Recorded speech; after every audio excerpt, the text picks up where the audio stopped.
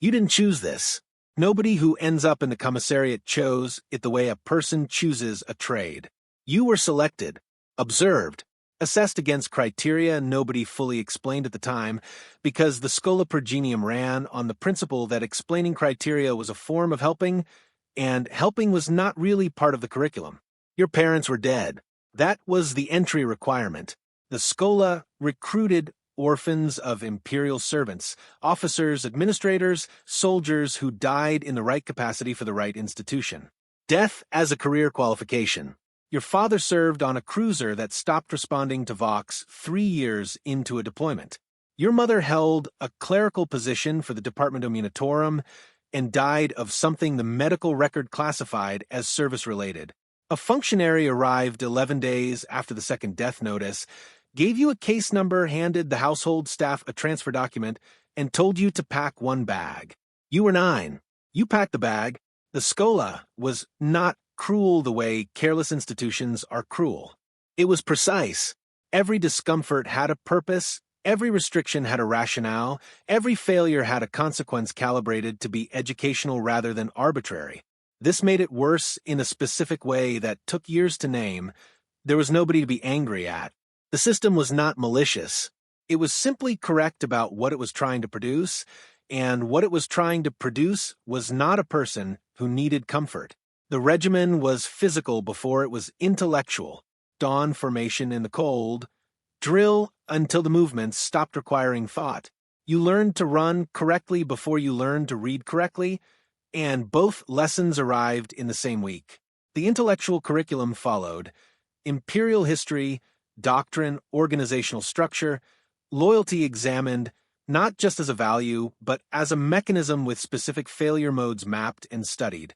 You learned about desertion before you learned about courage, because understanding the threat came before understanding the response. Some of the students around you processed this as bleakness. You processed it as information and moved on, which was probably why the prefects were watching you as closely as they were. The students flagged for the commissariat were harder to characterize than the obvious sororitas candidates or the ones with tactical instinct written plainly across how they moved. Not the fastest or the strongest, the ones who, under pressure, made other students move, not by shouting, by the specific quality of their own refusal to stop. You were noticed in a training exercise in your 3rd year. Standard scenario, squad under simulated fire, instructor introducing complications at intervals. 2 students froze.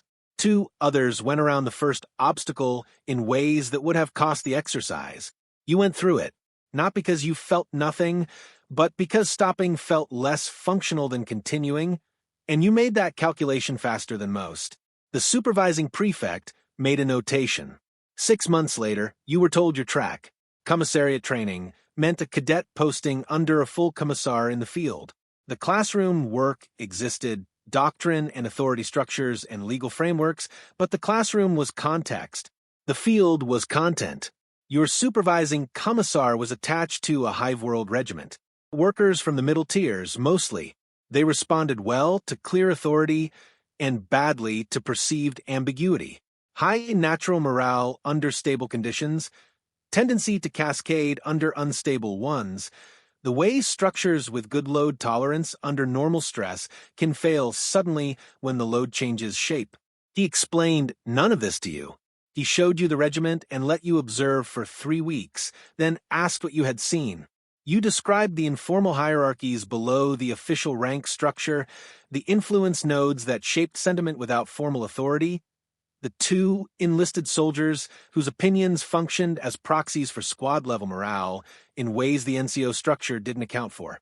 He listened and said, "And you said the regiment had been in a rear area holding pattern for 6 weeks, and the absence of active engagement was producing a specific kind of low-grade deterioration. Not panic, not insubordination. Just the accumulation of small frictions from soldiers trained for action being required to wait. The kind of thing that didn't show up in any report until it showed up all at once." He nodded. "What would you do about it?" You said you didn't know yet. You had a hypothesis, but not enough information to test it. He said that was the correct answer. The wrong answer would have been a plan. The Commissar's role was not what most soldiers imagined when they saw the coat and the bolt pistol from a distance. The bolt pistol was real. The authority was real. A Commissar held the right to immediate summary execution of any guardsman displaying cowardice or incompetence in battle, without referral to the chain of command. This was not theoretical. The mathematics of the front were not abstract. A broken squad could collapse a flank, a lost flank could lose an engagement. One execution at the critical moment of failure was brutal arithmetic that sometimes made sense. But a Commissar who reached for the bolt pistol at every problem would eventually get shot in the back. The commissariat tracked this. The records were not public, but they existed, and what they showed was that commissars who executed at rates significantly above average for their combat conditions had shorter careers than those who executed below average, and the cause was rarely enemy action. The soldiers knew they might be shot for cowardice. They also knew, collectively, that they had hands and numbers and were standing directly behind the commissar in every firefight. This created a balance the commissariat managed carefully, and that balance required being something more than a threat. You had to be the first one moving when movement was required, visible at the worst moments, not sheltered at the better ones. You had to know the regiment well enough to distinguish between the hesitation that preceded a break and the hesitation that preceded a controlled repositioning, because those looked identical from the wrong angle, and responding to both the same way produced results that varied enormously. Your commissar showed you this over 2 more years while you watched. Some of it was by example. Some were by contrast, the commissars in adjacent regiments operating differently whose downstream effects you tracked and brought back as observations rather than judgments. By the end of the cadet attachment, you had accumulated a private taxonomy of failure modes, heavy-handed, which produced resentment that waited for the right moment, absent, which created a vacuum that filled with whatever the regiment's internal dynamics were already inclined toward, and performative, which was the failure of someone who had learned the visual language of the role without the underlying architecture, and which soldiers identified faster than any formal assessment ever would. Full rank arrived not with ceremony, but with a new regiment, a briefing document, posted orders, and a coat made to measure. The regiment had a Cadian formation culture, even if it wasn't Canadian in origin, raised from a world where military service was structural rather than chosen. They had fought before, knew the cost, paid it, and were still there, which produced a specific calculation in their relationship to authority. Follow a commissar worth following. Tolerate one who is acceptable, route around one who is neither.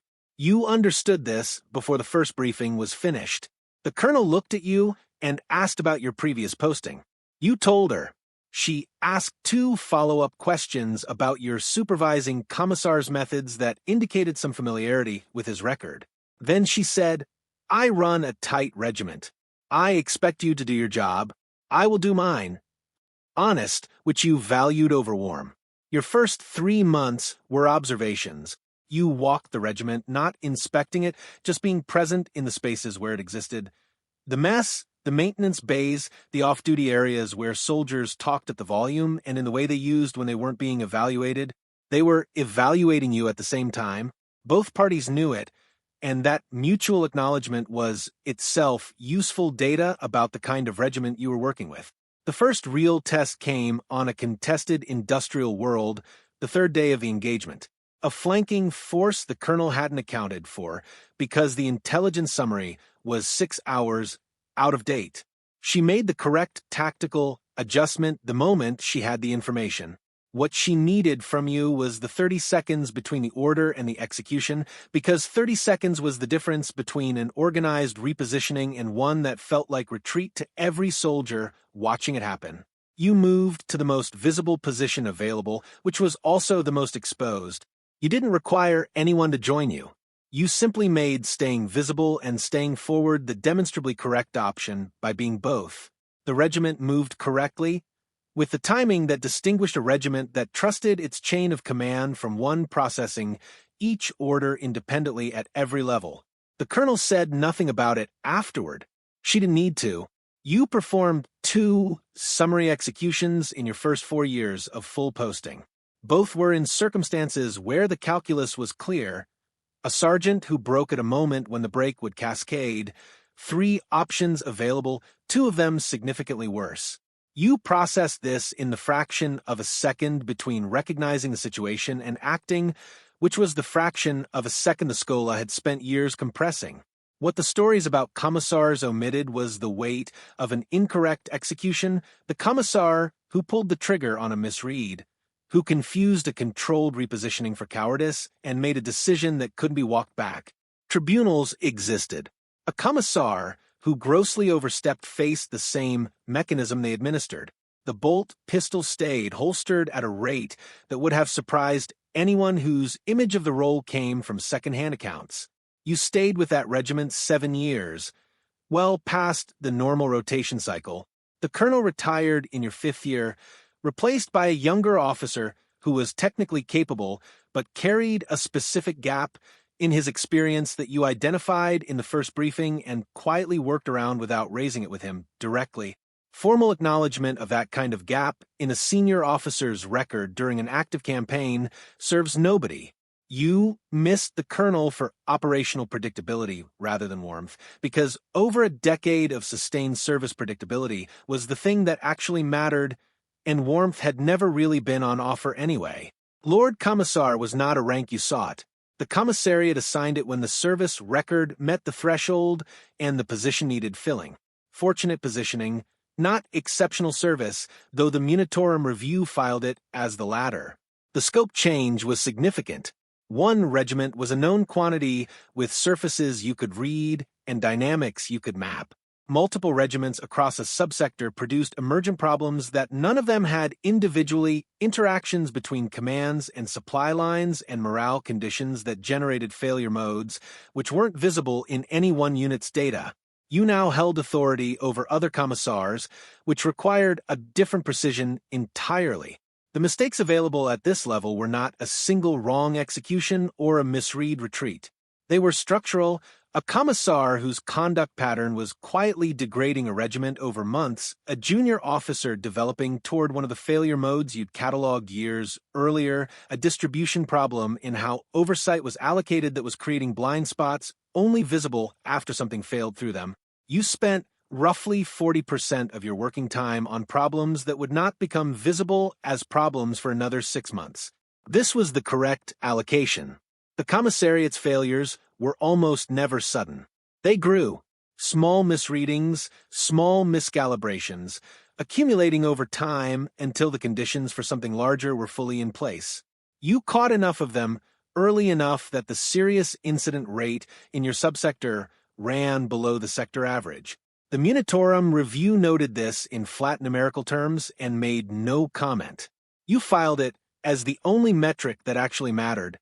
One commissar under your oversight was heavy-handed, executing at a rate several standard deviations above the contextual norm.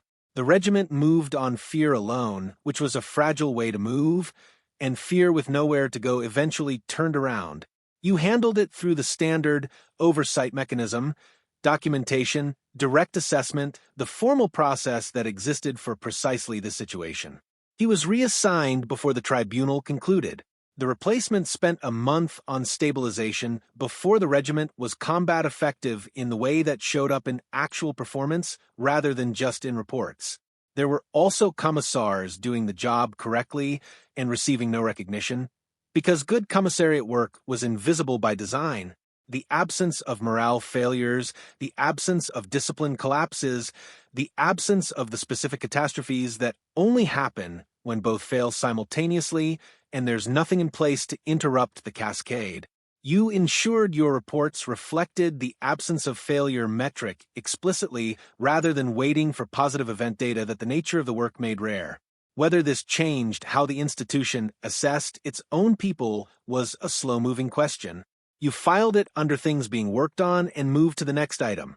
The coat had been replaced 3 times. Same cut, same color. The bolt pistol was the original issue weapon, maintained with the same attention you brought to every working tool, functionally identical to the day it was assigned. A new cadet arrived in the subsector 6 months ago. Schola graduate, correct instincts, the same quality you had been flagged for 30 years before. Not the fastest or the most impressive, but the one who made the squad move at the critical moment. She watched you the way you once watched your first Commissar, with the specific attention of someone trying to understand the architecture that produced the actions rather than just the actions themselves. You hadn't explained anything to her yet. You would when the explanations would mean something rather than just occupying the space where actual knowledge needed to go. There was a version of mentorship that transferred information too early, before the recipient had enough experience to hold it correctly, and that version produced commissars who could recite the doctrine without understanding why the doctrine existed. You had seen that failure mode too. It didn't have a formal category in the taxonomy, but it was there. For now. You moved through another day's work in the same coat that had moved through every previous one. The regiment did what it needed to do. The cadet watched. Somewhere in the watching, she was learning the thing the textbooks couldn't encode and the doctrine manuals couldn't reach: how to hold a regiment together not through fear and not through warmth, but by being someone who, when the moment required it, did not stop. The coat was heavy. It had always been heavy. At some point you had simply stopped registering the weight, and you couldn't say exactly when that happened, which was probably how it was supposed to go.